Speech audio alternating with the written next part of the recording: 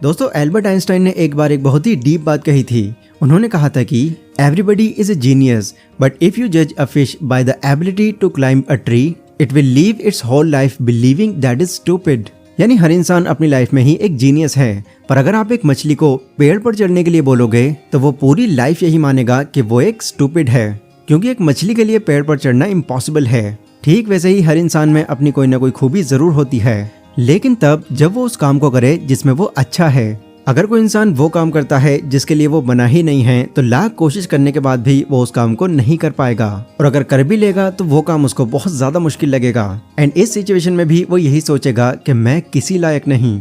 आप सोचकर देखिए, अगर विराट कोहली को क्रिकेट खेलने की जगह बास्केटबॉल खेलने को कहा जाता तो क्या वो पूरे डेडिकेशन के साथ उतने अच्छे बास्केटबॉल प्लेयर बन पाते? ऑब्वियसली नहीं, क्योंकि विराट कोहली का बचपन से ही सिर्फ क्रिकेट में लगाव था, जिसमें वो अच्छे भी थे। देखो, मेन बात क्या है, हमारा जो एजुकेशन सिस्टम है वो इस चीज को नहीं समझता और सभी को बस घुमा फिरा के एक अच्छा एम्प्लॉय बनने की ट्रेनिंग देता है। ऐसे में वो लोग जो इस एजुकेशन सिस्टम को फॉलो करते हैं वो एक अच्छे एम्प्लॉय तो बन जाते हैं, लेकिन जो लोग इस एजुकेशन सिस्टम से ज्यादा बाहरी दुनिया और खुद को अच्छे से ऑब्जर्व करते हैं, वही अपना एम्पायर खड़ा कर जाते हैं। वैसे प्रैक्टिकली देखा जाए तो लाइफ में उन लोगों को कामयाब होना चाहिए जो क्लास में टॉपर हुआ करते थे, बट मैक्सिमम केसेस में तो यहाँ पर इसका उल्टा ही होता है। यानी सी स्टूडेंट आगे बढ़ जाते हैं और ए स्टूडेंट पीछे रह जाते हैं। बट क्या कभी आपने सोचा है कि ऐसा क्यों होता है? ऑथर रॉबर्ट कियोसाकी अपनी book why A student work for C student में ऐसे सवालों का एकदम सटीक जवाब देते हैं। साथ ही वो ये भी बताते हैं कि सी स्टूडेंट अपनी लाइफ में ऐसा क्या करते हैं जो वो इतने कामयाब हो जाते हैं। तो अगर आप एक स्टूडेंट हैं, एक जॉब, बिजनेस या कुछ भी करते हैं, आज की वीडियो आपको बहुत कुछ अलग सिखा कर जाएगी, जिससे आपको ये अंदाजा हो जाएगा कि एक्चुअल में कामयाबी का असली मतलब क्या होता है। इसीलिए इस वीडियो को बहुत ध्यान से और एंड तक देखना। So let's begin. तो सबसे पहले हम लोग यही देख लेते हैं कि आखिर ऐसी कौन सी वजह है कि ए स्टूडेंट को सी स्टूडेंट के लिए काम करना पड़ जाता है। रॉबर्ट कियोसाकी का मानना है कि आज के टाइम में एजुकेशन सिस्टम में एजुकेशन क्राइसिस चल रही है। मतलब स्कूल या कॉलेजेस में हमको अब भी वही चीजें पढ़ाई जाती हैं जो शायद आज से 50 साल पहले भी पढ़ाई जाती थी, जो नो डाउट उस टाइम तो लोगों को एक काबिल इंसान बना देती थी, लेकिन आज यानी कि अभी के टाइम में सिर्फ वो पढ़ाई कर लेना ही हमारे लिए इनफ नहीं है। ऑथर का मानना है कि स्कूल्स को हम लोगों को ये भी सिखाना चाहिए कि पैसा काम कैसे करता है, पैसा कमाते कैसे हैं, इसे मैनेज कैसे करते हैं और फाइनेंशियली फ्री कैसे होते हैं। मतलब ओवरऑल स्कूल्स को सिर्फ एक एम्प्लॉय कैसे बना जाए ये सिखाने की जगह ये भी सिखाना चाहिए कि एक बिजनेसमैन कैसे बने, अपना माइंडसेट कैसे डेवलप करें और खुद की क्रिएट की हुई कंपनी को स्टैब्लिश कैसे करें। क्योंकि आज देखो, दुनिया काफी एडवांस हो चुकी है। अगर आपका सपना एक डॉक्टर, वकील, इंजीनियर या पायलट बनने का है, तब तो आपको अपनी एजुकेशन पर जरूर ध्यान देना चाहिए। बट अगर आपका इन सबसे हटकर एक फाइनेंशियली स्टेबल लाइफ जीने का सपना है, तो आपको सिर्फ एम्प्लॉय बनने की कोई जरूरत नहीं है, क्योंकि फाइनेंशियली स्टेबल या फाइनेंशियली फ्री बनने के लिए और भी कई रास्ते हैं। रॉबर्ट कहते हैं कि लोगों की जो इनकम होती है वो बेसिकली 3 तरह की होती है: ऑर्डिनरी इनकम, पोर्टफोलियो इनकम और passive income. Ordinary income Robert बताते हैं गरीब लोगों की होती है, जबकि पोर्टफोलियो इनकम उन मिडिल क्लास लोगों के लिए होती है जो गवर्नमेंट के या किसी और के अंडर काम करते हैं। पर पैसिव इनकम जो होती है वो अमीर लोगों की होती है, जिसमें बिजनेसमैन, एंटरप्रेन्योर, इंडस्ट्रियलिस्ट ये सब आते हैं। इन 3 तरह के इनकम को थोड़ा और डिफाइन करते हुए ऑथर कहते हैं कि ये जो ऑर्डिनरी इनकम वाले लोग होते हैं वो घर से जॉब और जॉब से घर, बस इसी सर्कल में फंसे रहते हैं। वो बहुत कोशिश करते हैं कि थोड़ा पैसा अपनी सैलरी से सेव कर लिया जाए, पर खर्चे इतने होते हैं कि वो नहीं कर पाते। पोर्टफोलियो इनकम की बात करें तो उसमें मिडिल क्लास और थोड़े से ऊंचे दर्जे के लोग आते हैं, जो या तो गवर्नमेंट के लिए काम करते हैं, जो किसी बड़ी प्राइवेट नौकरी में होते हैं।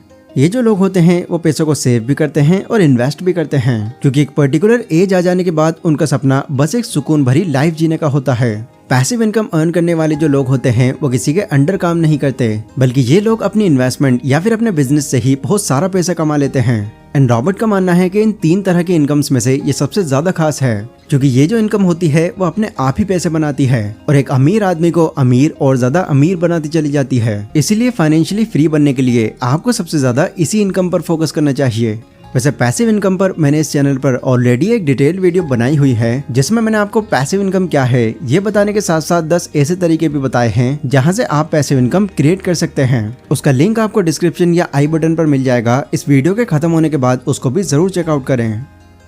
दूसरा पॉइंट है यहाँ पर, if you want to financially cripple your children, give them money.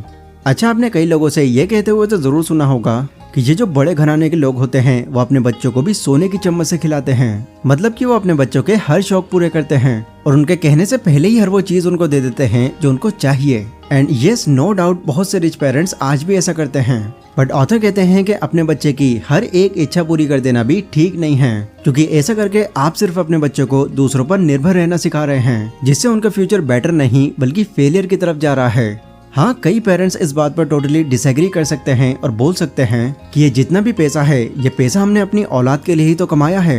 But एक बार के लिए जरा इमेजिन कीजिए, गॉड न करे कभी आपके साथ में कोई ऐसी इमरजेंसी आ जाती है जिसमें आपकी सारी दौलत चली जाती है, तब वो बच्चे जो पूरी तरह से आप पर ही डिपेंड थे, उनका क्या होगा? क्योंकि ना उन्होंने अपने दम पर कुछ करना सीखा है और ना कोई इन्फॉर्मेशन उनके पास है। उन्होंने आज तक जिस भी चीज की इच्छा की वो उनको बिना मेहनत करे ही मिल गया।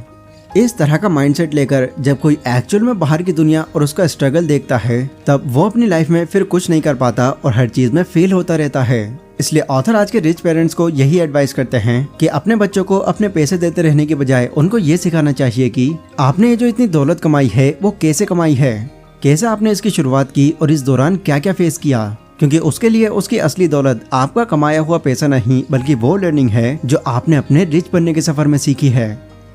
अगला पॉइंट है द एंटाइटलमेंट मेंटालिटी। रॉबर्ट का मानना है कि सोसाइटी में जितने भी ए स्टूडेंट पर्सनालिटी के लोग होते हैं वो सिर्फ इस बात पर बिलीव करते हैं कि उनको जॉब देने का काम और सैलरी देने का काम किसी और का है। वो खुद को किसी कंपनी को स्टैब्लिश करने या फिर खुद को किसी कंपनी को रन करने के लिए जिम्मेदार नहीं मानते। इसीलिए ऐसे लोग पूरी लाइफ सिर्फ दूसरों पर ही डिपेंड रहते हैं, क्योंकि इस तरह की मेंटालिटी रखने वाले लोग ये नहीं समझ पाते कि सेल्फ इंडिपेंडेंट नाम की भी कोई चीज होती है जो एंटाइटलमेंट से नहीं बल्कि मेहनत करने से आती है। ये बस सोचते हैं कि दूसरे उन्हें पैसे दें जिसके बदले वो उनके लिए काम करते रहें और धीरे धीरे टाइम के साथ साथ उनकी सैलरी इंक्रीज होती रहे। और आप यकीन मानना, सबसे ज्यादा इस मेंटालिटी में ए स्टूडेंट्स ही आते हैं, क्योंकि हमारे एजुकेशन सिस्टम में ये सिखाया ही नहीं जाता कि हम खुद के दम पर भी कुछ कर सकते हैं। यही रीजन है कि स्कूल में टॉप करने वाले स्टूडेंट्स खुद के दम पर कुछ करने की जगह दूसरों के थ्रू पहले से एस्टैब्लिश इंडस्ट्री में काम करना ज्यादा पसंद करते हैं और सोचते हैं कि बस अब तो मेरी लाइफ सेट है। रॉबर्ट कहते हैं कि उनके रिच डैड उनसे हमेशा ये कहा करते थे, अगर आप किसी ऐसे इंसान को पैसे देते हो जो कोई काम नहीं कर रहा, तो कुछ टाइम बाद आपके पास कुछ और ऐसे लोग आ जाएंगे जो बिना काम किए ही पैसा लेना चाहते हैं। कुछ ऐसा ही अगर आपने गौर किया होगा तो गवर्नमेंट सेक्टर के साथ भी होता है। गवर्नमेंट सेक्टर्स में जो ज्यादातर लोग होते हैं वो काफी आलसी टाइप के होते हैं। वो काम को एक बोझ की तरह करते हैं और सोचते हैं कि कैसे भी करके बस महीना खत्म हो और सैलरी हाथ में आ जाए। इस तरह की मेंटालिटी रखने वाले लोगों का कोई गोल नहीं होता। ये बस यही सोचकर खुश रहते हैं कि इनके पास एक जॉब सिक्योरिटी है। इसलिए रॉबर्ट कहते हैं कि ये माइंड में रखने के बजाय कि कोई दूसरा बिजनेसमैन या गवर्नमेंट आपकी जरूरत को पूरी करेगी, आपको अपनी जिम्मेदारी खुद ही लेनी चाहिए और खुद के दम पर कोई ऐसा काम करना चाहिए जो आपको करने में भी अच्छा लगे। ये सभी बातें मैंने आपको रॉबर्ट कियोसाकी की एक बहुत ही कमाल की book why A student work for C student से बताई हैं। ये बुक हर उस इंसान के लिए पढ़नी जरूरी है जो ये मानते हैं कि फाइनेंशियली फ्री बनने का रास्ता सिर्फ एक जॉब में ही छिपा है, क्योंकि इस बुक की बातें जानने के बाद में उनके सोचने का नजरिया काफी बदल जाएगा। बाकी इस वीडियो से भी अगर आपको हेल्प मिली हो तो इसको लाइक और शेयर जरूर करें एंड कमेंट सेक्शन में आप लोग मुझे बता सकते हैं कि अगली वीडियो आप कौन से टॉपिक पर चाहते हैं। पर अभी के लिए बस इतना ही। Stay safe, stay healthy, take care.